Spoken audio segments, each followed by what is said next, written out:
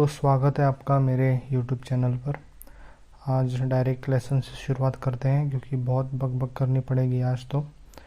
आशा करता हूँ कि आप पकौड़े और चाय लेकर बैठे होंगे क्योंकि आज लाएंगे हम स्टोरी में ट्विस्ट। लेकिन पहले हम लेसन से स्टार्ट करेंगे। अभी ये जो नेक का जो एरिया है उसके लिए मैंने आर्टलाइन की 10B का यूज़ किया और उसको डार्क से लाइट शेड में लाया है। आपको उतना दिख नहीं रहा होगा लेकिन उसको थोड़ा लाइट शेड भी दिया है मैंने बस, लेकिन 10B का इस्तेमाल किया है और उसको बाद में ऊपर से स्टम्प से ब्लेंड किया है। लेकिन आप लेयर बाय लेयर शेडिंग कर सकते हैं। अभी आते हैं स्टोरी की ओर। तो स्टोरी ऐसी थी कि एक था स्कूल और उसमें था एक लड़का और एक लड़की। दोनों को हुआ प्यार, फिर आया तीसरा लड़का।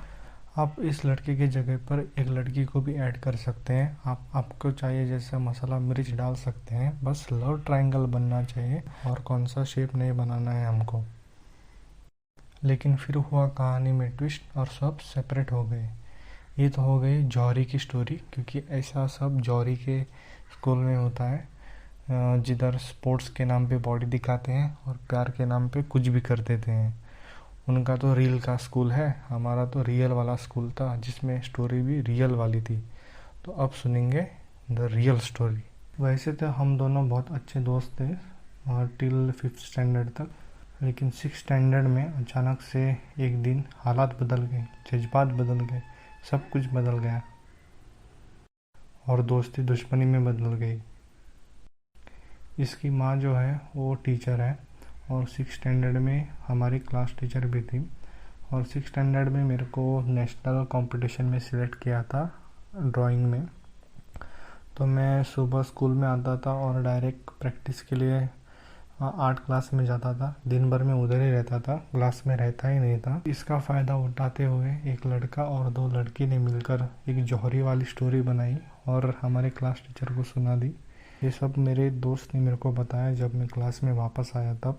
वो लोगों ने क्लास टीचर को ऐसे बताया कि मैंने गुस्से में आकर ऐसे बोला कि उसको स्कूल से बाहर निकाल दूंगा। वैसे कोई सेंस है इस बात में, लेकिन उस टाइम बहुत लग रही थी क्योंकि क्लास टीचर इसकी माँ थी। तो हमारी दोस्ती का भी दी एंड हो गया और दुश्मनी चालू हो गई। बाद में मैं नेशनल्स को गया दिल्ली में, उधर भी बहुत तगड़ी हार मिली। हम तो बस कंपटीशन जीतने के लिए गए थे, लेकिन उधर तो लोग खाए भी पैसे और निकाले भी पैसे। वैसे कंपटीशन दिल्ली में था, सो उधर का जो होटल का खाना था वो बहुत अच्छा था। और एक दिन टूर था दिल्ली का, वो भी बहुत अच्छा गया, लेकिन कंपटीशन बहुत बकवास गया, स्पेशली जजिंग, क्योंकि जजेस के बाल लंबे थे लेकिन दिमाग में पूरा घुसा भरा था। कंपटीशन तो फ्लॉप शो निकला, लेकिन और एक दोस्त भी खो दिया राहु केतु और शनि के कारण। अभी इनमें से जो पसंद आए वो रख लो अपने आप को। हम जब भी आमने सामने मिलते थे तब मुंह टेढ़ा करते थे, नहीं तो अवॉइड करते थे एक दूसरे को। और समय के साथ साल बदले और आया 10th का फेयरवेल और एपोलॉजी हुई। अभी किसने की, क्यों की, ये तो टॉप सीक्रेट है।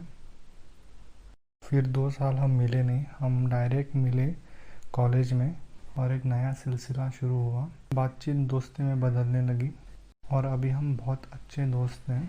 हमेशा इसने मेरे आर्टवर्क को बहुत अप्रिशिएट किया है और मुझे भी इसके जो पोएम्स हैं वो बहुत अच्छे लगते हैं।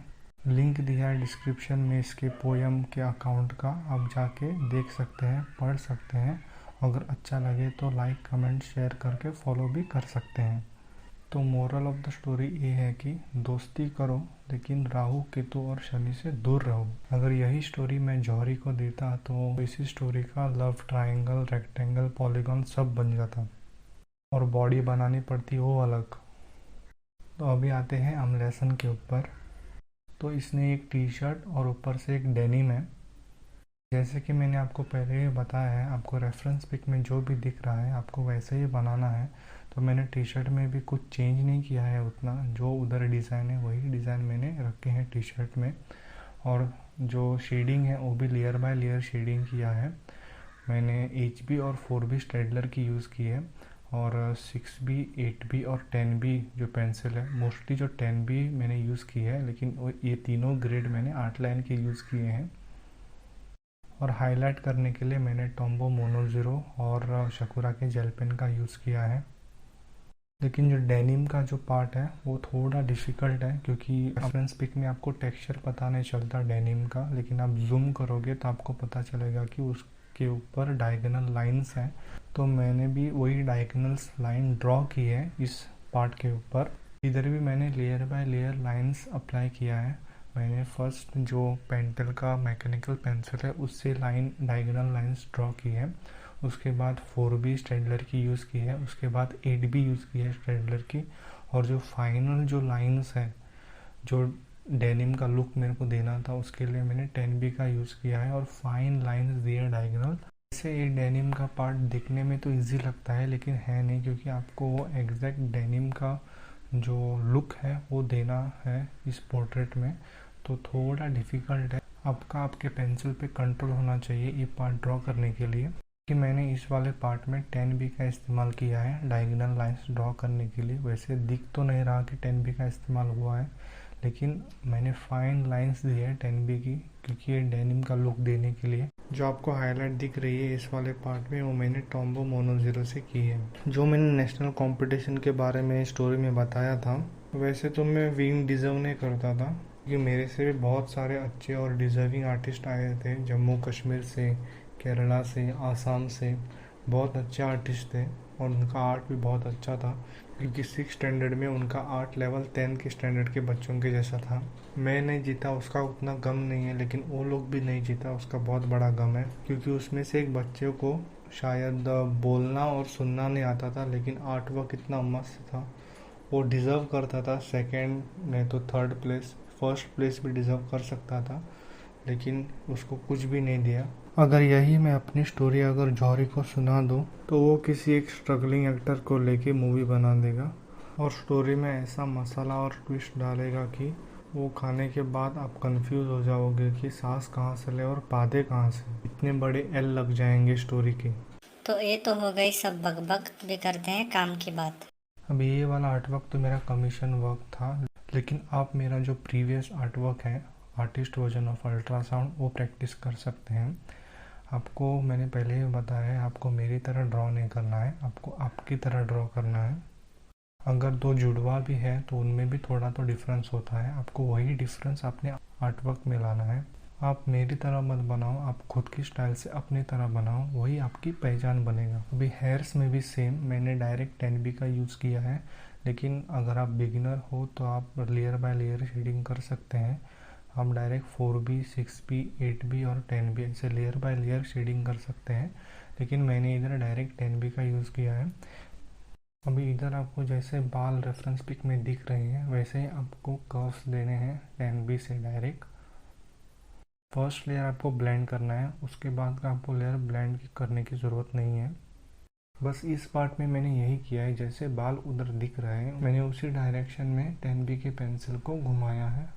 अभी ये वाला आर्टवर्क बनाते हुए एक बेहद ही दुखद घटना, बहुत ज़्यादा दुखद, बहुत बोला तो बहुत ज़्यादा दुखद घटना घटी है। मेरा एक बहुत ही प्यारा हथियार ये वाला आर्टवर्क बनाते समय शहीद हो चुका है, इसलिए मेरे को बहुत दुख हो रहा है। और उस हथियार का नाम है आर्ट लाइन की 10B पेंसिल। उसको मैं पेंसिल एक्सटेंडर लगा के चला रहा था, लेकिन ये आर्टवर्क ख़त्म होते होते उसने दम तोड़ दिया। तो कमेंट सेक्शन में रेस्ट इन पीस लिखना न भूलें, क्योंकि ये वाली पेंसिल मेरे दिल के बहुत करीब है। वैसे तो ये नॉन लिविंग थिंग है, लेकिन एक्स गर्लफ्रेंड से तो अच्छी ही है, कुछ काम की तो है। मेरी जो आर्ट लाइन की जो 10B पेंसिल है वो बहुत जल्दी ख़त्म होती है, क्योंकि मैं आर्ट वर्क में बहुत ज़्यादा यूज़ करता हूँ 10B पेंसिल का। और आर्ट लाइन की जो 10B पेंसिल है उसका मैं लास्ट लिमिट तक यूज़ करता हूँ पेंसिल एक्सटेंडर यूज़ करके। So rest in peace 10B। वैसे तो मेरे को आदत हुई है 10B से लाइट टू डार्क शेडिंग करने की। मैं लाइट और डार्क दोनों शेडिंग 10B से कर सकता हूँ। वैसे ये वाला पार्ट आपको थोड़ा शाइनी दिखेगा, लेकिन स्प्रे मारने के बाद ये थोड़ा अच्छा दिख जाएगा आपको। जैसे आपको बाहर रेफरेंस पिक में दिख रहे हैं वैसे ही आपको अपना हाथ घुमाना है 10B के साथ, और फिक्सेटिव स्प्रे का इस्तेमाल बाहर करना, वरना ये स्मेल आपका सर पकड़ लेगी। फर्स्ट वीडियो अपलोड करने के बाद ज़्यादा से ज़्यादा जो न्यू यूट्यूबर होते हैं वो सर्च करते हैं कि सब्सक्राइबर्स कैसे बढ़ेंगे, व्यूज़ कैसे आएंगे, यूट्यूब पैसे कब भेजना शुरू कर देगा। लेकिन हम तो हैं ही अलग। हम तो ये सर्च कर रहे थे कि हिंदी कैसे बोले बिना किसी हिचकिचाहट के और बिना किसी रुकावट के। इसमें थोड़ा टाइम लगेगा, इसलिए सह लेना थोड़ा। अगर लेसन और स्टोरी दोनों पसंद आया तो लाइक कमेंट शेयर कर देना और आपके सुझाव मेरे को कमेंट बॉक्स में बता देना। और अभी देसी खैबी स्टाइल में एल लियो सुंदरी का पोर्ट्रेट। और जाते जाते सब्सक्राइब करके घंटा बजा के जाना, क्योंकि घंटा बजेगा तभी प्रसाद बटेगा। सब अपना अपना ख्याल रख के थैंक यू।